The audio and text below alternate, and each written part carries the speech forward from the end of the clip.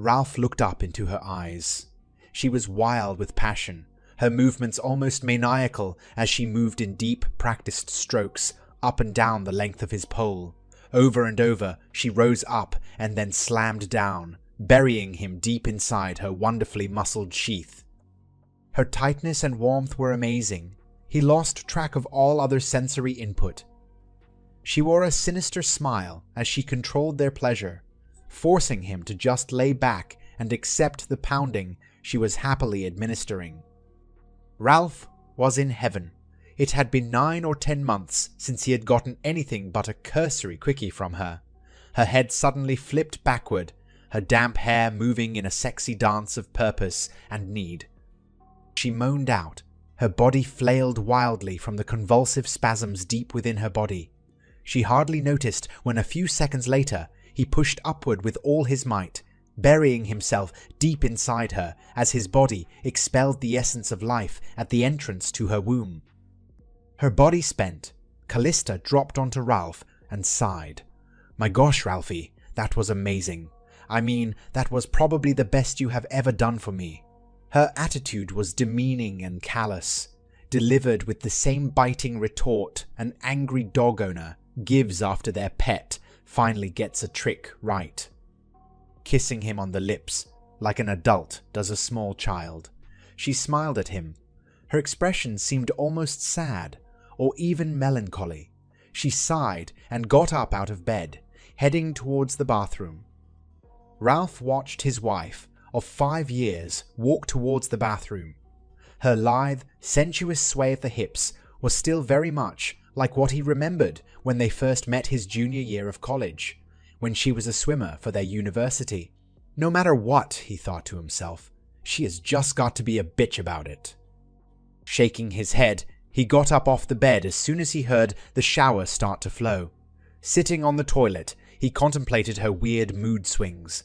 Just then, the shower curtain was pushed aside as Callista looked at him, causing him to jump.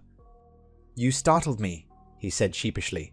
She shook her head, then shrugged as she dropped an expended container of disposable douche in the trash can in front of him. He glanced at her with confusion painted on his face. She never cleaned herself out after they made love, he thought. He had always said she liked to feel and smell of him on her and in her afterward. Callista, looking at him almost as if she could read his question, shook her head, letting her hair move around her face in a wild, untamed look.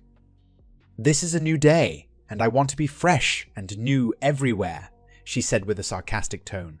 Before Ralph could say anything else, she closed the shower curtain and began to wash her long auburn tresses. Finishing her shower, they exchanged places with minimal conversation. He washed himself off, lost in the emotional turmoil of the past 18 months, and the understanding that nothing Callista had done during that time was as it appeared. He remembered coming home early from work almost 18 months ago, and finding Callista and her personal trainer, a huge muscle-bound Norwegian, in the throes of passion. The big oaf was pumping in and out of her like a piston in a dragster. She was screaming in a way she never did with him. He became physically sick and had almost left and killed himself after finding them, but decided after some soul searching to try to save his marriage instead. In his whole life, he had never been in such emotional pain. He thought he had gotten away with discovering them without being seen, but when he came home an hour later, Callista was crying on the couch. Still in the housecoat she had been wearing, she ran over to him and just threw her arms around him. Crying, she babbled out. I had never meant for him to see what had happened today. It was the first time.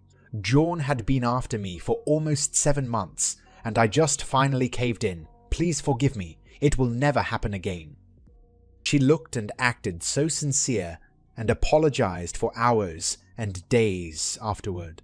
She changed her health club, and Ralph watched as she slapped the freak of nature as she stormed out of the old health club. He had realized that her attitude, despite her Academy Award-winning performance, was a downward spiral from that point to this day. He knew within weeks she had not ended the affair. She now took great trouble to conceal it much better. He tried to act as if he knew nothing, hoping maybe she would change her mind or come to her senses or something. However, all his inactivity did was make her more self-assured and arrogant as she reveled in his apparent ignorance of her affair. Now, he was torn as he struggled over his desire to have his loving wife back, or if she had ever really loved him in the first place. He knew he had had enough of the pain to last a lifetime, and really didn't want any more. Callista had even used her younger sister Stephanie to be a moderator between the two of them for the last 14 months. That was a big help. Stephanie came over and talked and interacted with him for 4 hours twice a week. At first, Ralph had thought it was to work things out, but one night Stephanie and he had followed Callista and found out she would go to Bjorn's house for some personal fitness training. He made sure that he had cleaned himself off thoroughly before exiting the shower wearing a towel. Callista was standing in their bedroom, made up to the hilt. She was wearing a sizzling hot little black cocktail dress that showed off her cleavage as well as much more of her toned legs than he wanted anyone but him to see. "Where did you get that dress from?" he gulped. She twirled, and he saw she had on a tiny black thong.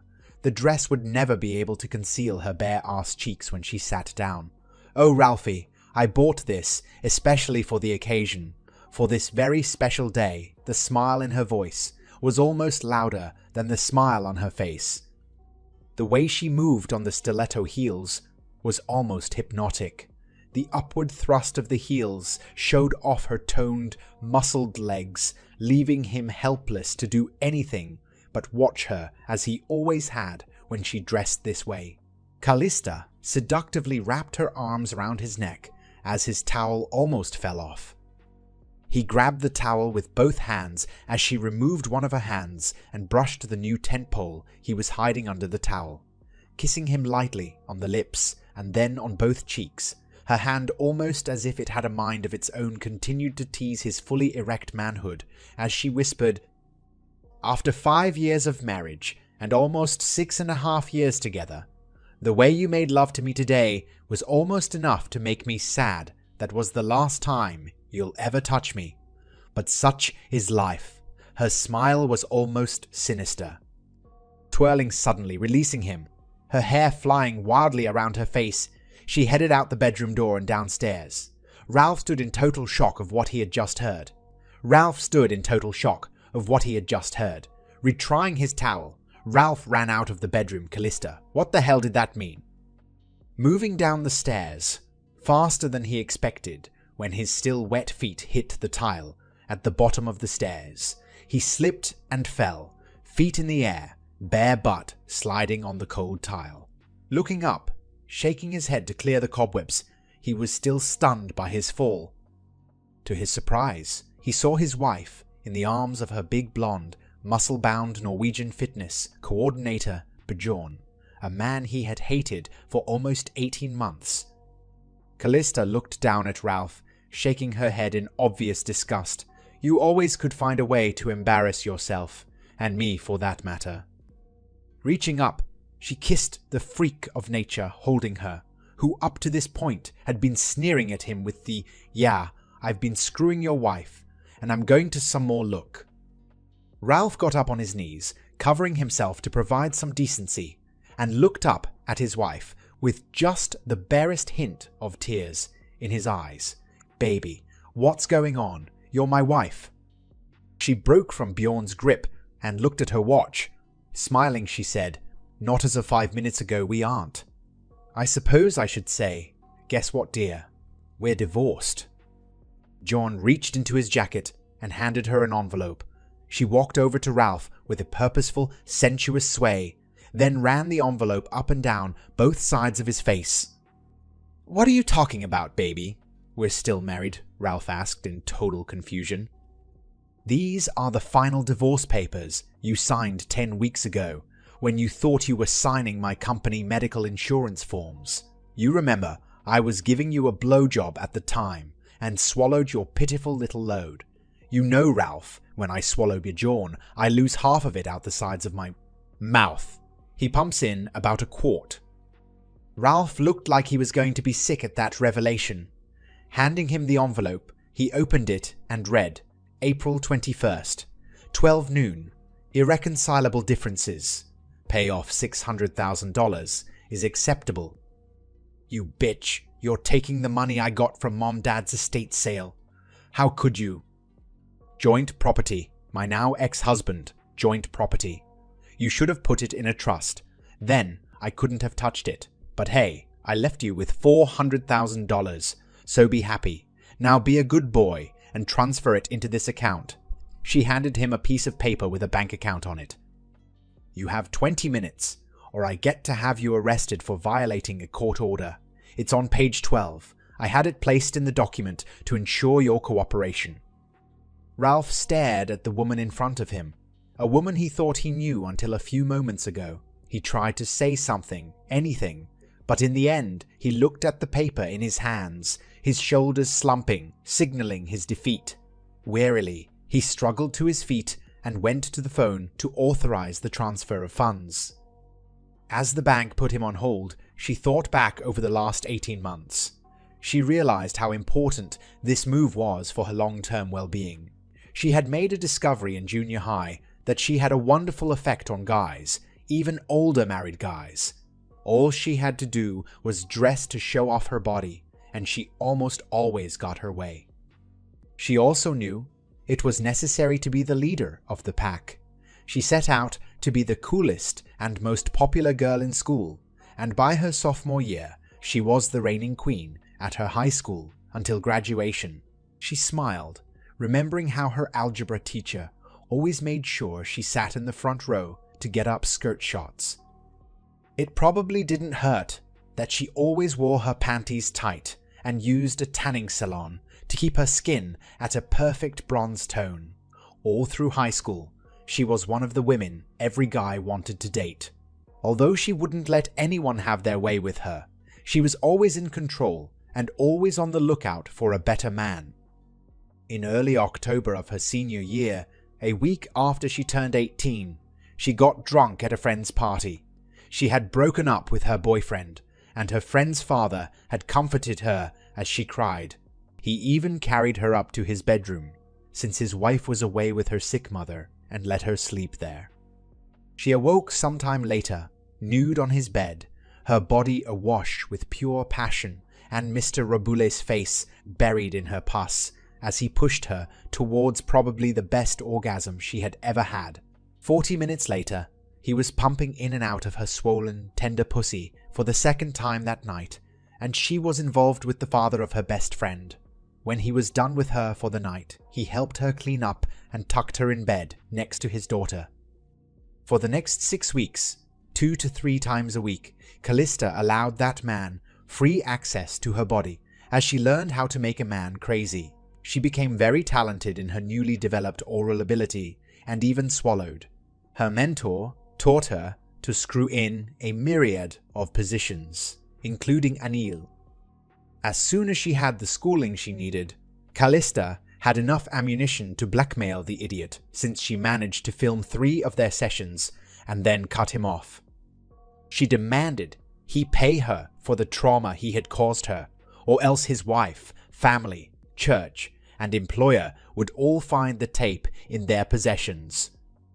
So, from December of her senior high school year until she married Ralph the September after she graduated college, he paid her $400 a month, a tidy sum of over $23,000 for 6 weeks of sex lessons. She remembered being a bit bitter over how her friend's dad had abused her, so she used the next 9 months before she left for college to use and abuse guys in her high school. She also used her body as well as her new talents to destroy the girls who had not treated her with the proper respect by taking their boyfriends, screwing them, then sending them back to their old girlfriends. She even went so far as to take 3 boyfriends away from her pain in the arse little sister Stephanie when she was home from college, her freshman and sophomore years. My God, her sister had moaned, cried, and complained as if her life had ended. Callista had explained to the twerp Callista was the queen bee and would take what she wanted from whomever she wanted. The whole idea of her sister going to bed with her boyfriend crushed Stephanie, but she really had no recourse against her sister. Callista reasoned, wouldn't any high school guy rather have a 20-year-old college girl with a perfect face and body who puts out, or a slightly overweight high school ice queen? I mean, be real. The guys loved how she made them turn into jello. In college, she had been introduced to better hung men with a good deal of stamina. She also found out that many professors, male and female, were willing to give out wonderful grades for a taste or use of her body. Her first 3 years were a delightful combination of control and pleasure, and she maintained a 3.8 GPA and received numerous outstanding student scholarships. Then, in December of her junior year, she and Ralph were introduced to each other by a mutual acquaintance from the swim team. Ralph was actually one of the trainers for the swim team. She had been less than impressed until a few days later she had overheard him talking to some friends about his parents' ill health and that he was in line to receive a nice settlement from their estate in the next few years. Callista went to work immediately, scheming and plotting, and quickly wrapped her love-starved little man around her finger. Of course, what he didn't know and never found out was that she was still doing her professors.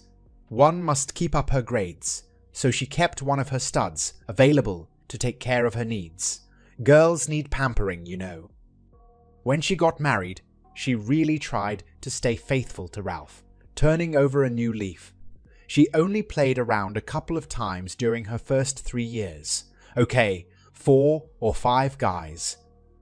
Then, 2 years ago, she had met Bjorn, and it took her almost 6 months to overcome his reluctance to get involved with a married woman.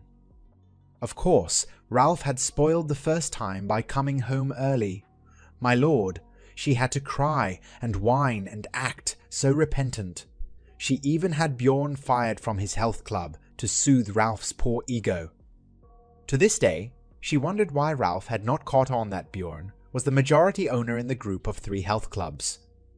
She was extremely careful from then on when she met with Bjorn, taking care to ensure her private lessons were always at different places and times. She always had 2 or 3 people to give an alibi for her when she did. Ralph was so easy to play. He would just sit like a lovesick puppy and believe her simple responses when he questioned her about anything. She even talked her little sister into being an intermediary with Ralph, as the 2 of them had always gotten along well. Good lord, they were quite a pair. Callista figured Stephanie was 5 years younger in age and maturity, so Ralph was about her level. During the hottest portion of the affair, Callista had talked with Stephanie over issues that needed working out with Ralph so she could go talk to him and try to figure out how to make the perfect marriage better. These twice-weekly meetings with Ralph gave her free time to see her stud, while her honey was otherwise occupied. She had always made sure she had the money put back in a separate account. She needed to look good and keep up with the newest fashion changes. The one fight Ralph and she had repeatedly was her monthly clothing bill. Ralph felt she was spending money on clothes she didn't even wear. She wore them all right, just not around him. Men need to be enticed sometimes, even when you're willing to give yourself away. Callista always enjoyed the attention of good-looking men, and when she could pull their eyes from their dates, she knew she still had it. Ralph just had never figured out how much he had paid for her to get these men's attention, or, in some cases, get some of them to give her some very personal, intimate things they possessed. When the settlement on Ralph's parents' estate finally came in, Callista was in heaven. The total was right at $1 million, and the doughhead didn't put any of it in trust, so it was considered joint property. She had contacted a less than morally upright lawyer that a girl Bjorn knew had recommended about a month after the settlement. In the end, She had to use some oral enticements on a number of occasions to get him to see things her way, something Bjorn never knew anything about. Nevertheless, in the end, he had filed for divorce in a county 2 over from theirs using a phony address and a P.O. box number. When the papers arrived, she had signed for them, and that night she fed her loving, trusting husband a lot of beer and a blowjob while she had him sign some new medical papers from her part-time workplace. Once the ink dried, she set up her parting shot, which included the last sex and stunning, so he would transfer the money without contacting his lawyer, which could be trouble. She knew she was less than 4 hours from sitting on a beach in Jamaica with a drink in her hand and the sun beating down on her. It was going to be a great start to the rest of her life. Callista was brought back to reality with Ralph suddenly saying, "Yes, sir, I'm here," to the bank manager as the man on the phone asked Ralph for his code to the accounts. Ralph balked for a moment. Then, as Callista glared at him, he gave the man both his and her codes to release the money. After hanging up, he turned to his ex-wife. "They will call back with verification in 5 minutes." Turning, he ran upstairs, tripping on the top step. Both of his antagonists snickered. He blushed, but continued to the master bedroom. He returned after he changed out of his towel and into a shirt and warm-up pants. On his way down the stairs, he heard Bjorn ask his honey, "How did you get him to just sign over the money?" "I was sure if I hit him out of the blue, he would just respond versus letting him think about it for a while. Then he could have done something to at least slow it down." "Okay, but how did you know he would respond like that?" "You have to know your adversary well enough to use both their strengths and weaknesses against them. Trust me, lover.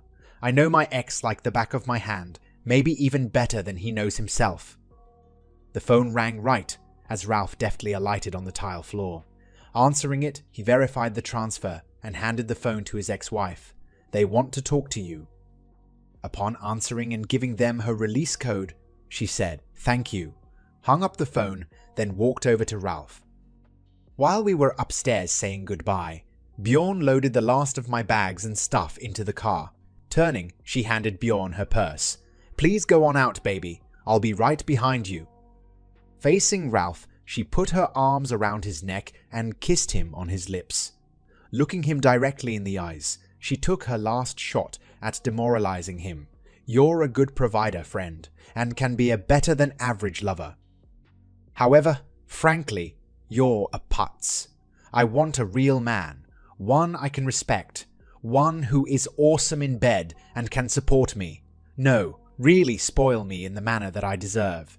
That would be Bjorn for now. Have a great life if you can find someone to accept your bumbling ways." Turning like a queen leaving her court, she walked out of his house and her former life with a carefree strut. She eased into the Corvette convertible sideways and swung her legs around, making sure she left them parted enough so that Ralph could see she no longer sported that thong she had on earlier. Waving at Ralph, she blew him a kiss and yelled over her shoulder as they pulled away, "Too bad you lost, but I can make one guarantee, you will never see me again." Bjorn accelerated around the corner and moved effortlessly into the traffic on the busy state highway. Ralph sighed, looking across the street at the neighbor staring at him. Mustering up some dignity, he waved, then picked up the newspaper and went back inside. A single tear fell down his cheek. Even the most treacherous of women should have a tear shed for them.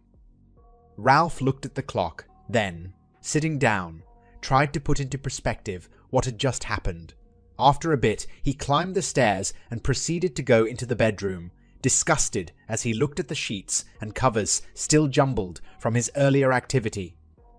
He stripped the bed of the sheets, tossed both them and the bedspread into the trash, and remade the bed with a freshly washed set and down comforter, making sure everything down to the pillows was new. He sighed and questioned the situation aloud. I really wonder how long it will take me to put things back in order and have some form of normalcy back in my life. Looking at the phone, he knew he should call Stephanie. He wanted to let her know she didn't need to come over for their twice-weekly meeting tonight, as well as relay to her what had just occurred with Callista. Picking up the phone, he dialed her number. "Hello," a cheery female voice said. "Hi, Steve. It's Ralph." "Well, hello," she replied. "Listen, your sister just left. She handed me a set of final divorce papers and took off with her muscle-headed boyfriend. It's over." "I'm so sorry, Ralph," she replied. "Yeah," I answered. "Listen, Ralph, I'll come over for a bit, okay? It sounds like you could use some company." "Yeah, I think I do need some company." He waited for her to hang up her phone before following suit. He walked downstairs and headed to the kitchen. Retrieving a beer, he continued into the living room, still not fully comprehending what had just happened. The emotions he felt were numbing his senses. Sitting in his overstuffed chair, staring into space, he was brought back to the present by an ever-so-light knock on the front door. "Come in," Ralph called out. A young woman in her early 20s peeked around the corner of his living room. She had shoulder-length light brown hair and an almost boyish figure. Granted, she didn't have the perfectly toned body of Callista's, but it actually made her appear smaller than she was. Wearing her trademark polo shirt and jeans, Steve was more into function than form, unlike her older sibling. She smiled when Ralph said, "Hi, little lady." Running over to Ralph sitting in his chair, she crawled onto his lap and straddled his legs. "I am not little. Besides, Daddy used to say the best things come in small packages." Pressing her hungry mouth down on his, she began to probe his mouth with her tongue. Scooting forward in the chair, he stood up, wrapping his arms under her legs for support and to keep her in place as she wrapped her legs around his body. Making his way into the bedroom, he knelt on the bed and laid her back on it while still locked between her legs. "Hey, lover, how did you finally get her to take the last step? We have been waiting for this for so long," she asked. Ralph thought about how Stephanie had first been a sounding board for him and had tried to gently maneuver Callista back to him. When the final settlement of his parents' estate had come in, he had been shocked they had left him over $7 million after all the outstanding debts had been paid. Better yet, $6 million was in a blind trust that he alone knew about. When Callista had suddenly become so excited upon discovering he was worth right at $1 million, it had been pretty evident where she was heading, even if the bimbo thought he was naive to her plans. His lawyer watched the court filings for the surrounding counties and found the courthouse where Callista had filed the divorce papers. His lawyer waited until she played the game with the divorce papers, signing and quietly having her lawyer investigated. Faced with the problem of a fraudulent legal action that could lead to disbarment, he turned state's evidence and the police sting went into full action. Callista headed downtown to privately send her money to whatever bank she had set herself up with, only all his money remained locked up tightly in his accounts, an account he had removed her from a week earlier. With the police listening devices in place in the house, they had picked up the confession about tricking him into signing the papers, as well as her admission to Bjorn about her planning the money sting. When Ralph called the bank, he had talked with the police detectives, not the bank manager. Therefore, when Callista walked into the bank in her blithe manner, thinking she was now fancy-free, they arrested her on the spot along with Bjorn.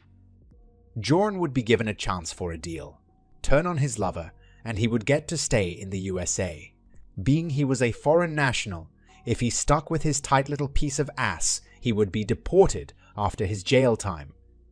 Callista would get jail time and a chance to sign the real divorce papers, where Ralph would take all the bills. She would get $10,000 for every year of their marriage, which he held in an account for her until she got out of the slammer. Only the total would be $50,000, not the $600,000 she was scheming for. If she refused, Ralph would sue her and get his divorce, and his ex-wife would get no money. It was going to crush Callista to find out the Putz was not only pretty aware of what went on in his life, but could play hardball when he wanted to. He would get Stephanie, the perfect girl, and her younger sister in the end also. Stephanie smiled as she answered him, "Truthfully, all I used was my knowledge of her. You have to know your adversary well enough to use both their strengths and weaknesses against them. She taught me that. Trust me, lover, I know my older sister like the back of my hand, maybe even better than she knows herself. I've been playing with that bimbo's head for years. This time, I finished the game, set and match. She used to steal my boyfriends in high school and college just to see me cry. I've known I was in love with you for the last year. When I understood what she was doing to you, I knew I could be yours, and you could be mine, and justice be done." "Oh," Ralph whispered as he looked at Stephanie and smiled. Recognizing that special look she had that meant she was his for the taking, he couldn't help but smile. He had watched that look in her eyes for almost 14 months as they shared one other, and now they would share it with each other for the rest of their lives. That's the end of this story. If you found it engaging, please give it a thumbs up and don't forget to subscribe for more content like this. I've tried out a new style, so if you liked it, let me know in the comments. Your support and feedback mean the world to me. Thanks for watching.